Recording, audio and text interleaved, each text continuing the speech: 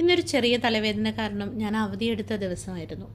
രാവിലെ ടാബ്ലറ്റൊക്കെ കഴിച്ച് തലവേദന കുറച്ച് കുറഞ്ഞപ്പോൾ ഞാൻ വിചാരിച്ചു ഒരു ചിക്കൻ കറി ഉണ്ടാക്കിയാലോ.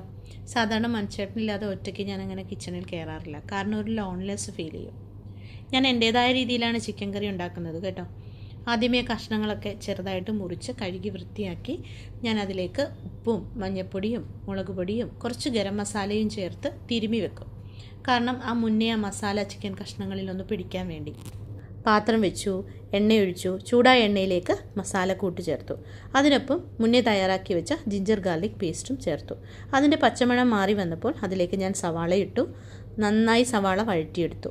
വഴണ്ടു വന്ന സവാളയിലേക്ക് മസാലക്കൂട്ടുകൾ ചേർത്തു. മുളക് പൊടി, മല്ലിപ്പൊടി, മഞ്ഞൾപ്പൊടി, ഗരം മസാല, ചിക്കൻ മസാല ഇതെല്ലാം കൂടി ചേർത്ത് നന്നായി വഴറ്റിയെടുത്തു. നന്നായി പാകമായ മസാലയിലേക്ക് ചെറിയ കഷ്ണങ്ങളാക്കി മുന്നേ മാറ്റി വെച്ച ചിക്കനും കൂടി ചേർത്തു. ഇതൊരു അരമണിക്കൂർ ഞാൻ ചെറിയ ഫ്ലെയിമിൽ വേവിച്ചെടുക്കും. അപ്പോഴേക്കും നീതു സ്പെഷ്യൽ ചിക്കൻ കറി തയ്യാർ.